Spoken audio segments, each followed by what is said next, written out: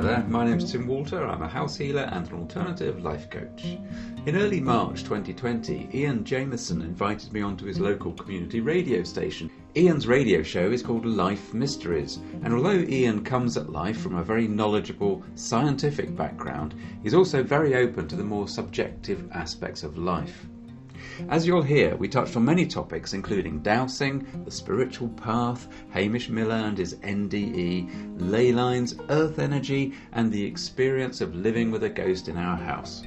Regular subscribers will know that the ghost turned out to be much more than an ordinary spiritual presence, and she completely changed my outlook on both this life and what is in store for us when we step over into the next world.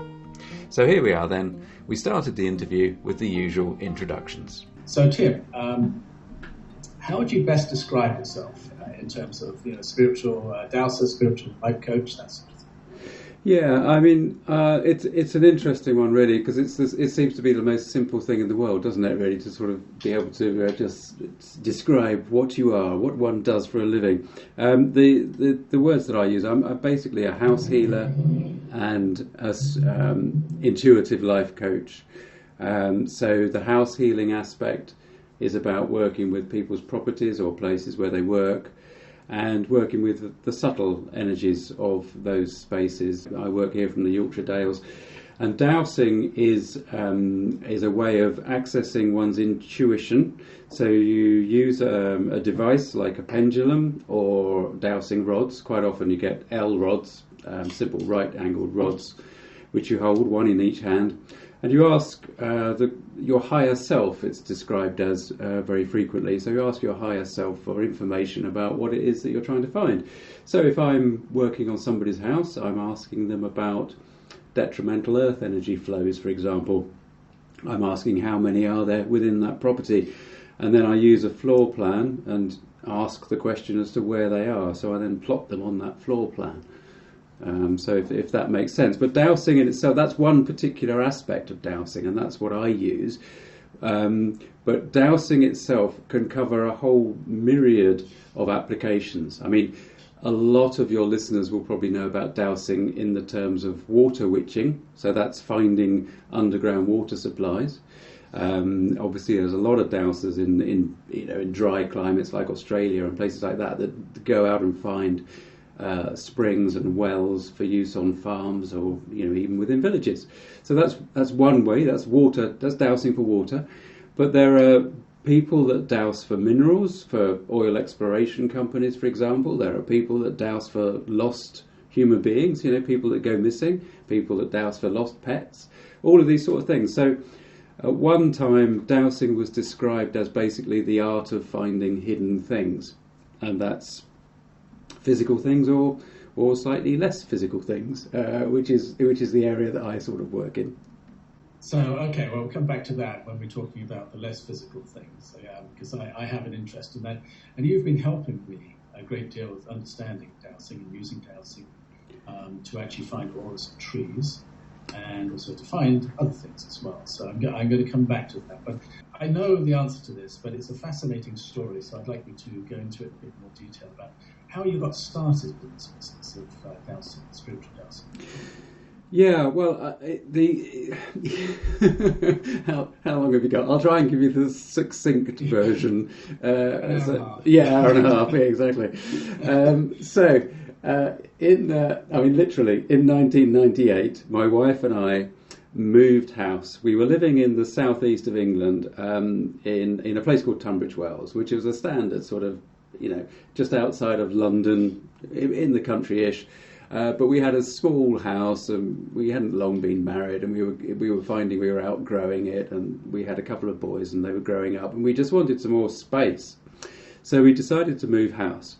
And the house we ended up buying was a lovely old Georgian townhouse in a small village on the boundary of Wales and England. And so we completely, were expecting to change our lifestyle. Now, what happened was basically we moved into this old house, and some peculiar things started to happen. And long story short, we had some people round because we wanted to try to establish why the house was feeling very peculiar, why light bulbs were flickering, why things were not right, it just didn't feel right, why there was a room in the back of the house that nobody really wanted to go into, all of these sort of things. And we were introduced by these 3 ladies that came along with dowsing rods. We were introduced to the idea that, well, perhaps actually we had somebody else non-visible, so in other words, a disincarnate being living in the house with us. And that was the bottom line. That was the start of our complete change of life, because obviously if you're told that you have a spirit of a dead person living in the house, which is basically what they said, that's not something you hear every day. But there was a conflicting set of emotions which surrounded that, and one was, disbelief, but at the same time it seemed incredibly plausible and the very obvious answer to what was happening in the house and how it felt, even though I had no sort of prior kind of experience with this sort of thing. It just seemed the most natural thing in the world. And this lady, the spirit of this lady, which we came to learn was called Jane, very simple. She just announced that, through these ladies, just announced that she wanted to be one of the family. And so basically we lived with her for 15 years in that house. But that was just the start of quite an amazing unravelling of synchronicities and circumstance, and a process of self-development which really you describe as a spiritual path, I suppose. Did you have conversations with her? I used dowsing. On an individual basis? I used dowsing to have conversations with her. That was really the point. That was how I explored this newly found process that these ladies had introduced me to. They came along with dowsing rods. They were having conversation with her. And I thought, well, if we've got this lady, this spirit of this lady living in the house, I need to speak to her, so I'll have to learn dowsing. So that's what I did. I got a set of rods, and I started having conversations with her, which is quite bizarre to basically stand in a room and physically there's just yourself. But in one's mind, I was hearing her, hearing and sort of feeling her presence in my mind at the same time. But the rods respond with a yes as they cross towards each other for a yes response, and a no, they move outwards. And what happens is the more you get into this sort of conversational dowsing, then the more you hear the conversation and the more you kind of tune into the spirit energy that you're working with, and actually it becomes a conversation, and the rods become a byproduct. They just do their own thing. They're almost like you're picking up a set of keys to start a car. It's like picking up the rods is like picking up the key, and then you're off into this sort of conversation, which I know, will sound completely bizarre to anybody that hasn't really experienced it, but it's quite an interesting process. Yeah, well, we'll talk a little bit more about that. So Jane, would you describe her as what we generally know as a ghost? I certainly perceived her to be a ghost when we first encountered her. Really, one of the things that she said right up the front of this conversation, this relationship, was that she was actually there with a purpose. She wasn't just like a lost spirit. She wasn't somebody that had come back or was revisiting a place that she loved or something like that. She was actually there with a specific purpose. And her purpose was to be in charge, if you want to use that term, of a couple of earth energy lines that were crossing in the back of the house. And that was in the room that I mentioned earlier on that felt so peculiar and sort of heavy and down. And her role was really as a guardian energy, a guardian personality, an aspect of creation, if you like. And she would be out the back of the house there, and her sort of the imagery that she used was that she was like a traffic cop, like a policeman, sort of assisting spirits of the departed to move on through these lines and use them as like highways. And she was there to shed light on the tangled mess at that particular junction. So yeah, I mean, in that sense, she was my sort of first introduction to this notion of guardianship that exists on that side of the veil, which again is an unusual process. Did you actually see her? I used to catch glimpses of a dark figure out of the corner of my eye, so peripheral vision. And at that time, and really just before we were introduced to her, I was seeing a shape in the house. That was one of the things that I was starting to think, well, this house isn't quite right. So I would see things in the peripheral vision. I never outwardly perceived her or saw her in the sense of the way that some mediums or sensitives do. It's really, for me, this sort of thing, particularly with her, it was more about a sense and an awareness. Even the voice, even the conversations that I was having with her weren't really kind of like some other instances where I felt, that I was actually picking up, like having somebody standing in the room and talking to me in physical presence. But with Jane, it was always very deeply within the self, if that makes sense. Okay. Could you just we can come back to it does make sense. I've heard you speak about this before. I just want to make sure I'm letting the listeners know enough information. Yeah, absolutely. Could you just fill in a bit more detail? We can come back to it later about the energy lines, the Earth energy lines, because I've actually become very fascinated in these things, and I know there's often confusion between ley lines and energy lines. Yeah, I mean, the problem that really exists in all of this sort of metaphysical or mystical stuff is that the language that we agree on is quite often not the same. So the labels that everybody uses around the world are not necessarily the same to describe aspects of the subtle energies that we can encounter. And indeed, in the UK, for example, there's I think within the British Society of Dowsers, there's about 1,500 members in that society, and actually, I would say that probably those that are interested in earth energy and ley lines and this sort of spiritual dowsing, 50% of them probably refer to these sort of lines still as ley lines, and 50% of them probably still refer to them as earth energy lines. Now, to me, the basic difference is that there are two separate things that we would want to consider as ley lines and earth energy lines.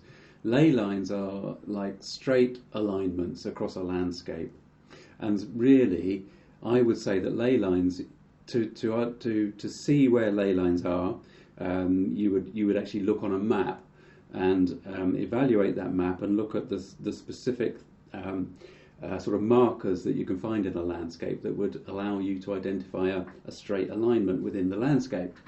Now, this was all the sort of stuff that I've completely forgotten his name.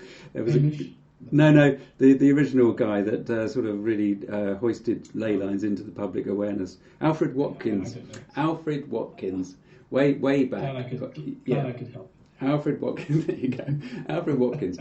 It was in.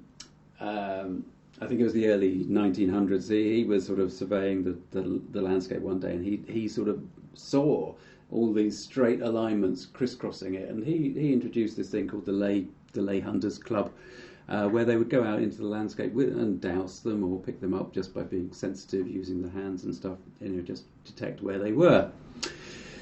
So ley lines, very much straight alignments, and probably were used in the ancient times for navigation and that sort of thing.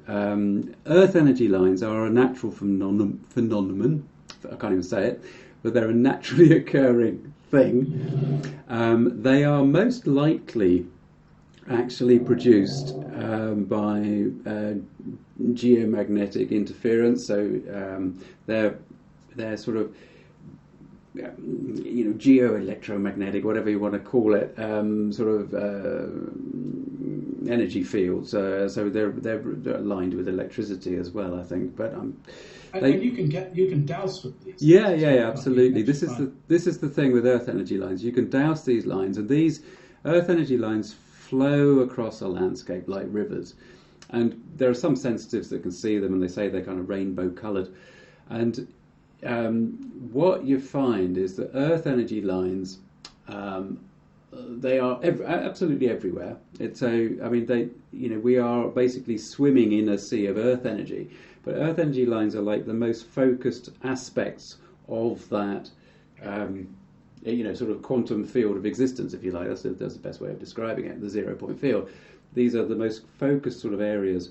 And you find that at sacred sites, ancient sacred sites, a couple of earth energy lines or a number of earth energy lines will cross. So there'll be a meeting point of these lines, and this is where you get focused energy vortices. And we can interact with these places, and you can dowse for responses to your emotional state at sacred sites. And there are vortices all over the place. You've actually got earth energy vortices within your own home. Every home has them. Every home you can dowse and find the most powerful one, the most beneficial one.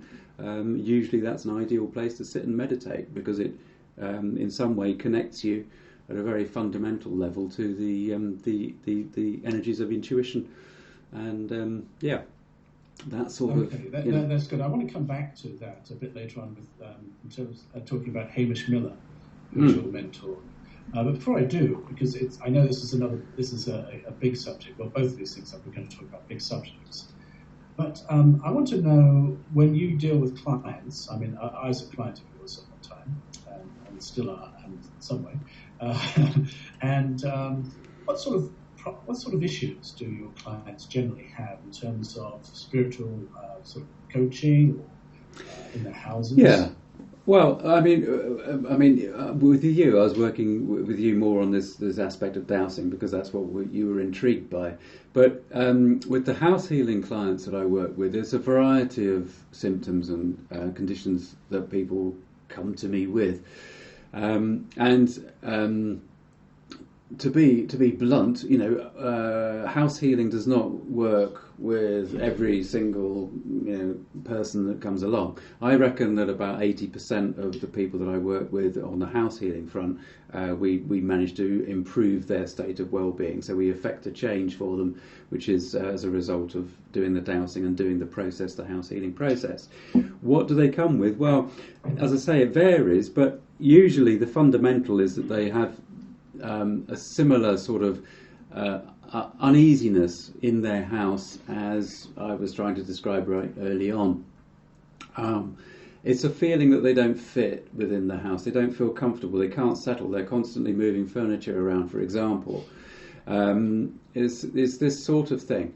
It can extend into what we might consider to be more like the typical symptoms of a haunting. But I don't get a lot of those. I don't get many sort of,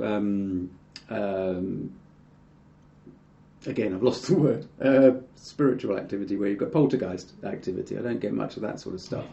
What we tend to find when we're looking for what is affecting the person or what is making them feel ill at ease is that most of the time it's either due to the earth energy or underground water flows.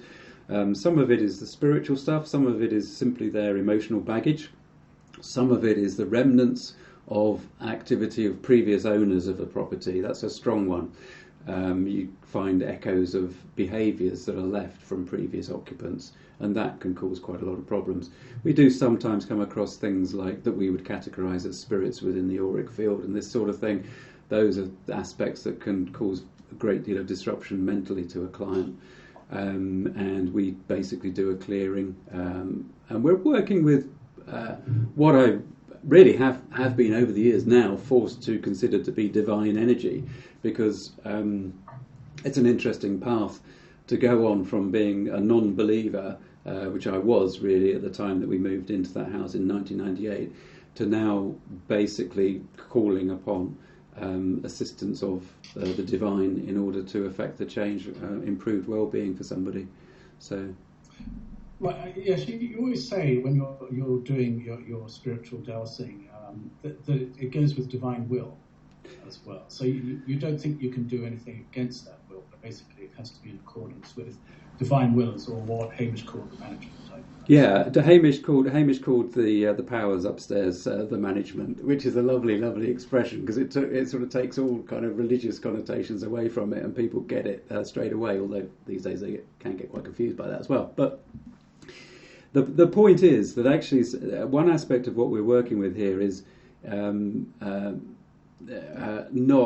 it's not mystical. I mean, it is mystical because we don't understand how it works. So therefore, we're working with the energy of intent, so focused intent, which actually you could put in brackets as well as that prayer.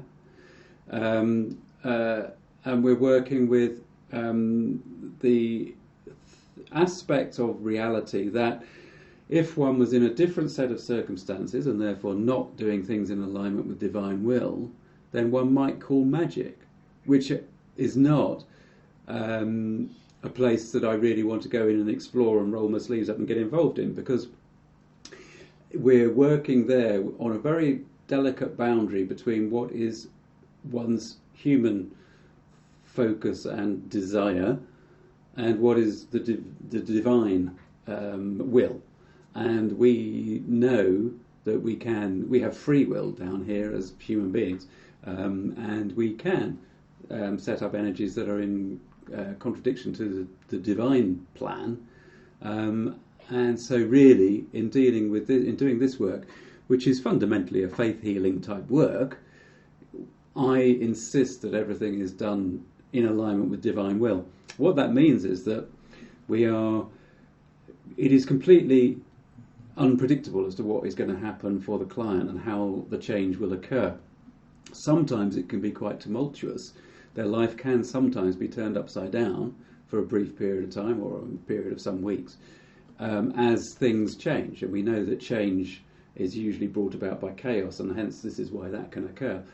But we have to look at it, and what we do is we work with the client and we monitor, and I'm saying we because I teach people this exercise as well, this process. But we work with the client and we keep an eye on the client and we ensure that they're okay, and we ensure that things are sort of going along approximately what we expect. Although I say part of what we expect is that it's unexpected. So there's contradictions all over the place in this work, but that's just the way you have to deal with it, because it's not based in the Newtonian physics of matter, quite frankly. Okay, I'm going to play some music now, and then I'm going to come back and ask you about if Jane helps with this, or about spirit guides as well. Back to Life's Mysteries. I have with me, I was going to say in the studio, he's not in the studio, but I've been connected on a Zoom meeting, Tim Walter, who's a spiritual life coach, a spiritual dowser. So, Tim, hopefully yes, you are still there, that's good. I was going to ask you about the rain. Have you had any more rain after just quickly? We're British. Waterlogged, yes. We're British. We've got to talk about the weather at some point. Yeah, that's right. It's usually raining as well. The last 3 weeks it has been horrendous, but the last couple of days have been wonderful. We've had sunshine. Oh, that's good. We've had sunshine. Good. Oh, that's great. I'm glad to hear you've got some sunshine. We've got a beautiful sunny day here, actually, and actually quite nice and warm. Right, I want to get back and talk about spiritual guides, and also about Jane, if she helps you out with the house clearing, and if you have a spiritual guide, and if that person helps you out. Yeah, well, as you say, it's a massive subject, isn't it, really? Because,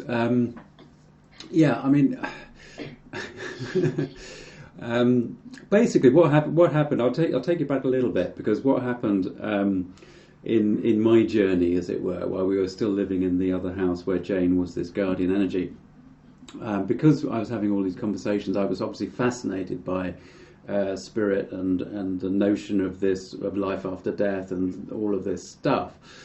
And I think at the time I started watching some of the Most Haunted and all this sort of thing on TV, because again it was the only supply of like spiritual information that I was getting hold of. As I said, I was very new to all this. I don't recommend that anybody try and take their spiritual path from television quite like that, but that's what I did. I agree. That's what I did. So I was interested in the idea of mediumship, and it had never occurred to me that I was actually doing a form of mediumship by talking to Jane in this manner with dowsing. And so what happened was that I attended a couple of workshops and had some experience of clairvoyance and all of this sort of stuff, and then took that sensitivity that was awakening within me another stage further, and started to to get into trance mediumship. But at that point, I was then working with a new, a very specific guide, spirit guide, somebody that announced themselves to me, and I won't go into details now of how all of that occurred, but there's quite a little tale in that process itself.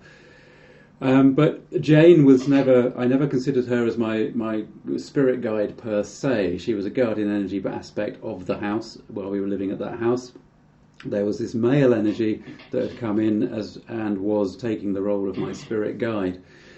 And when he turned up and we basically settled on who he was, he announced himself as being Merlin. And I said, "Don't be ridiculous. Merlin is a fiction. That's what is going on." And we spent some time with him trying to persuade me that he was indeed Merlin. And I said, "Well, okay, fair enough, but I'm not going to call you that because that just doesn't sit well with me." So I settled on calling him by his Welsh name, which was Merthin. Merthin, as in like Carmarthen, Merthin. It's the Welsh translation. Really, it sort of refers back to the Geoffrey of Monmouth telling of the Merlin story. But anyway, he was happy with that. So I developed my trance mediumship skills in that respect by just sitting in meditation and connecting to him. I had quite extensive training from one particular medium in how to do that. So we made sure that we were doing it in a safe way.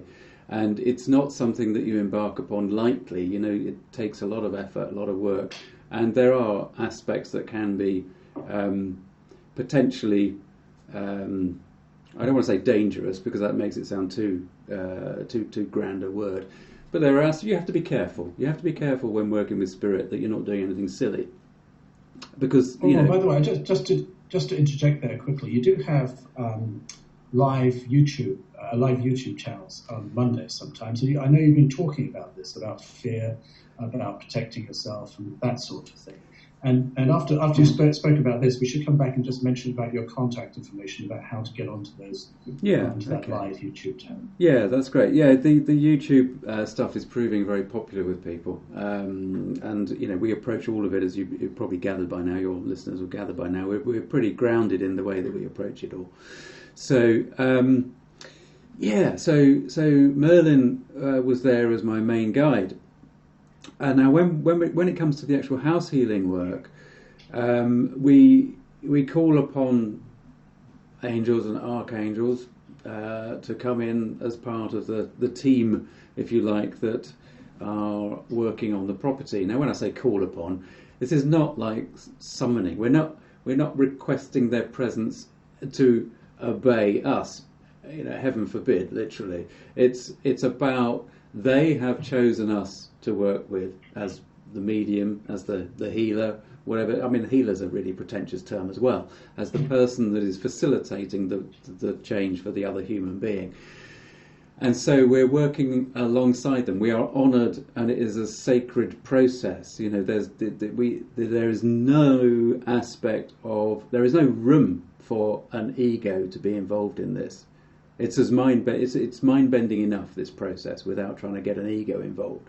So we are basically just facilitating, and we're working with spirit in their different capacities as a team to help shift energies. And they basically are pointing out what needs to be brought awareness to, and then we reiterate in a healing session, and we ask them to clear what they have basically shown us through our methodology of dowsing.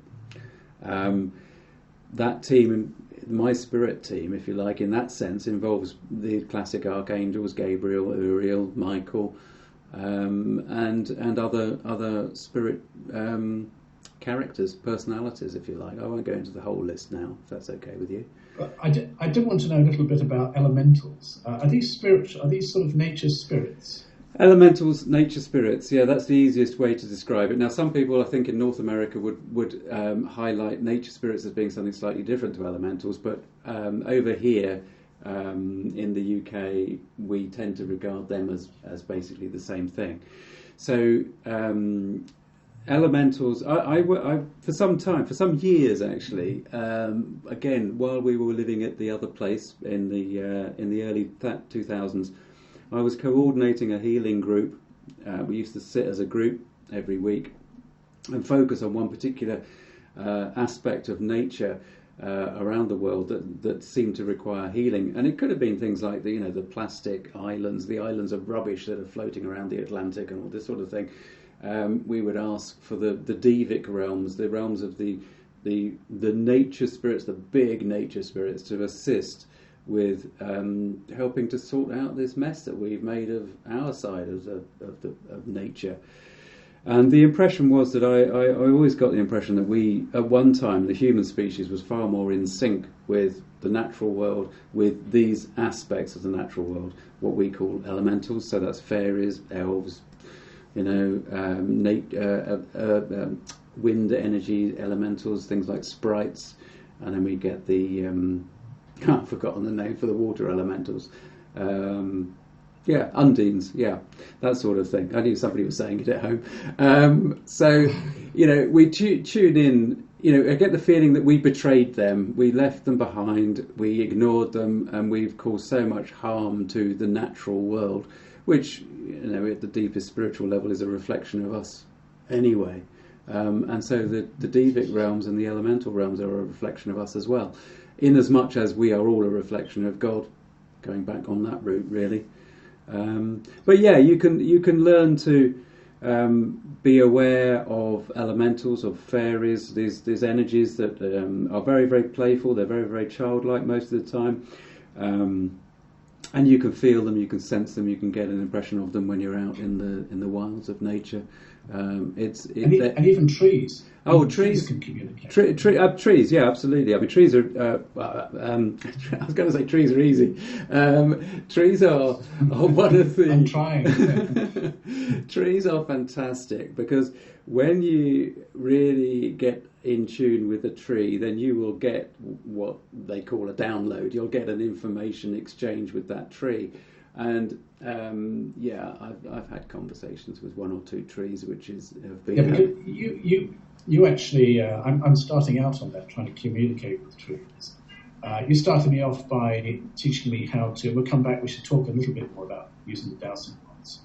You taught me how to use the dowsing rods and start at the tree and then go out with the rods and then find the edge of the aura, and then I can hug the tree and say nice things to the tree, and then go out and see if the aura is extended out. And then the next thing you mentioned is about communicating with the tree. So it's a gradual process. It's maybe naive to think of someone, well, maybe some people do, go up to trees and start talking to them straight away. There has to be some sort of a meditative phase. Well, I mean, I think that all of this communication and all of this delving into the inner world, to this subjective world, because don't forget this is what you're doing, is it's all subjective. You can't put any of the objective scientific viewpoint on this, because it isn't. It's an expression of your inner connection to the Creator. And so the individual relationship that you have, if you go up to a tree and you hug it, and if you're already sensitive enough, those people out there that are born with the sensitivities and the awareness of all of this aspect, and there are many, many, many people that are like that. I wasn't one of them, but there are many people that are like that. Then they can go up to a tree and instantly start having a conversation with it. Now for you and I, it takes a bit more effort. So I would always recommend that you sit in a sort of a meditative process. Meditation for me underlies all of this work with the spirit and subtle realms, because we've done various tests with electronic devices on the head. The sort of the portable kind of software that you can get now that mimics on a basic level the sort of EEG scan. Yeah, the EEG scans that you can get in hospital. So at a very basic level, there's some software called Mind Mirror, and we did some tests some years ago about the picking up the alpha, beta, theta, brainwave patterns. And you can see very clearly that actually in this process that is healing, that is meditation, that is these exchanges with the subtle realms, the brain goes into a different set of brainwave patterns. It's not about going into just one section. It's not like going into a theta mode or a beta mode. It's actually the brainwave patterns change. So the the amounts of each of these alpha, beta, the processes change. And so you sit in this kind of meditative and healing mode. And that is the mode that you need to be in order to make these connections. And it's just that the sensitives amongst the human population find it so easy just to click into that brainwave pattern. That's the basic principle of it. Whereas you and I, it takes some time. Yeah, you used to be a documentary maker, and I seem to remember watching a documentary you did on something like this, people going into, was it crop circles or stone circles? Yeah, I did the first DVD program that I made with, in fact it came out as a VHS, so that dates it. In 2003 I made a program with Hamish Miller, who was a great dowser in the UK. We'll touch on him in a minute. And that was called The Spirit of the Serpent, and that was about Hamish and his team investigating the earth energy within a sacred site. It was a Neolithic sacred site in Cornwall in the UK. And what we did there, we made a half-hour program about what they were finding and the way that Hamish worked with his dowsing to highlight the flow of the energy in the circle. And then we had a sensitive in there, and she talked a little bit about what she was finding. We had a sort of scientific guy in there who was doing a couple of experiments with the magnetic field within the circle, and we had a naturalist fella who was giving his view on it and sort of done some research about the history of the place. So it was a great little thing, and we tried to pitch that. I tried to pitch that to the broadcasters over here, the TV broadcasters, as a kind of a metaphysical time team. But obviously, nobody was interested then. 2003. These days, maybe they would be more interested, but it's still so wacky for the UK to even consider that sort of thing. Could you send me the link to that, and then I can put it on my website, and so people can watch it. I think it's on YouTube, isn't it? It is on YouTube. It's up there as I think it's up there as 2 parts. There's 2 parts to it. Spirit of the Serpent. I know it's very good. Yeah, it was very good. I was very. You should be very clever. and I think it was in there, or maybe it was another, because you've got quite a few YouTube movies on YouTube, where you have to you're meant to ask permission of the gatekeeper, the person who's looking after the circle, right? You have to ask permission to go in. I mean, this is not a physical person. No, that's right. Yeah, exactly. And was it you that you asked to go in and they said no? Oh yes, yeah. Well, that has happened to me when I was doing the recce with Hamish to set up this filming. I went down and stayed with him for a few days, and he showed me around about half a dozen stone circles near where he lived, so that we could find one that we felt was suitable for filming in. Because we took 3 days to film this thing. On that day of the recce with Hamish, we would go approach each circle, and on that particular day, the interesting thing was that I would hear waves of voices welcoming us as we approached the circle. These were, non-physical voices. But when I mentioned earlier on, way back at the start of our chat, that I don't usually hear voices as though they are in the same room, on that day. And I think it was because I was with the energy of Hamish, so our energies were combining the energy of us physical beings. On that day, I physically could hear like waves of many voices welcoming us each time. Now, Jane in our house, the guardian spirit Jane in our house, was the same role as the guardian energy of each of these sacred sites. So I had learnt from Jane that one is to be polite and to gain access fully to the sort of subtle realms of the sacred sites. You basically do ask permission, and therefore you treat the space with respect. So you ask permission of the guardian energy personality. And on that day, we'd seen a few. We came round to one that is called Boscawen Un, which is quite an old sort of Cornish name. Could you repeat that? Because it got a bit cut off. Boscawen Un. So it's Boscowen and then -un. So it's quite old Englishy, so it's Celtic sounding. But it's an incredibly powerful circle. And it wasn't that we were refused entry, but what I did was I asked the Guardian, because at that time that's what I did. I had conversations with the Guardian energies, with the dowsing rods, because that's what I perceived dowsing to be.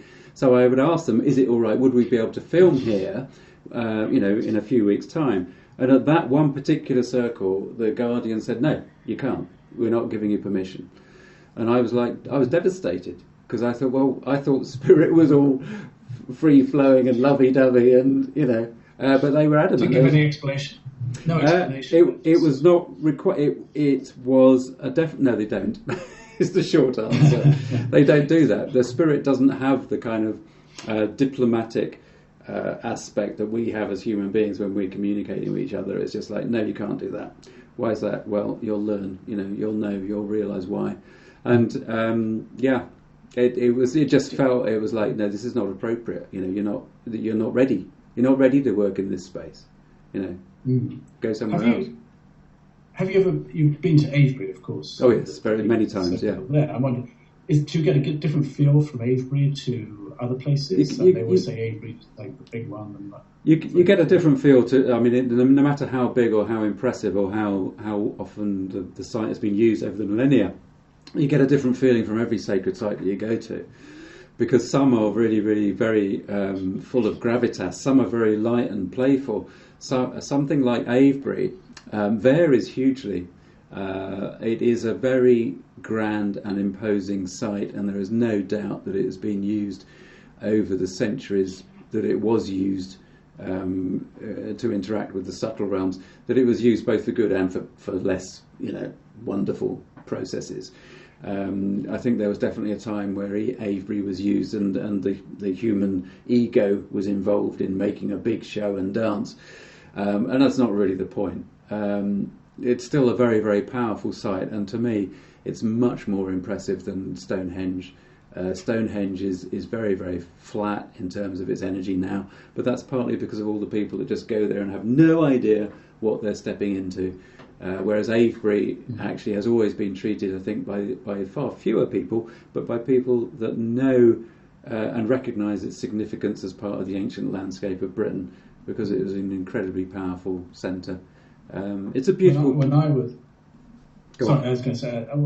there in August, I saw these children climbing all over one of the stones. I thought, maybe you shouldn't be doing that. children. But the interesting thing about children is that children have a special dispensation.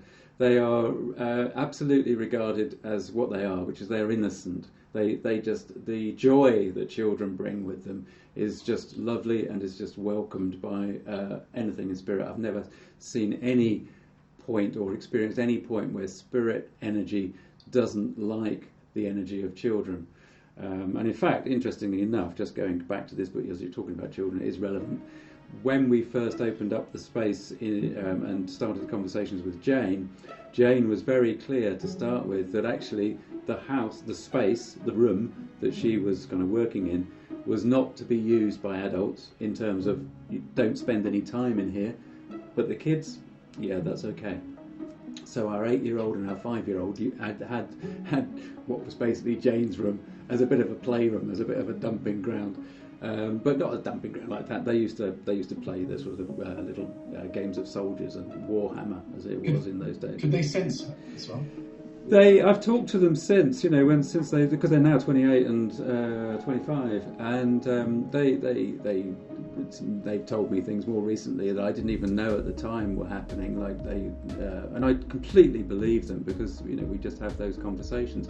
That Oliver would set up his Warhammer, and he was saying not long ago he would set it up as a kid in that room and then come down the next day with an unfinished game and actually see that. That the person whose side was supposed to have had the turn, their figures had moved, and not only had they moved, but they'd moved in all the exact appropriate measurements and all the rest of it. So they grew up just accepting that this stuff happened. So yeah, that's good. That's good. I've got to do a call sign at the top of the hour here, so I was just wondering if you could just tell us your contact information. What's the best way? And I'll put it on the website. I think there is already something on my website which I'll mention. Yeah, I mean, if if anybody wants to get hold of me, then the best way to do it is to contact me using the contact form that's on my website, and the website is knightsrose.com. So I'll spell that. It's KNIGHTSROSE.com. So it's knightsrose.com. That's the website. And then, as you've already mentioned, there's the YouTube channel. If you go onto YouTube and search for Tim Walter, then if you put in Tim Walter Dowser or Tim Walter House Healer, then you'll come up with the channel. I think it's the one with about 5,000 or so subscribers, something like that. So I thought you were going to say 5,000. 5,000 videos. So you have been busy recently. That'd be nice, wouldn't it?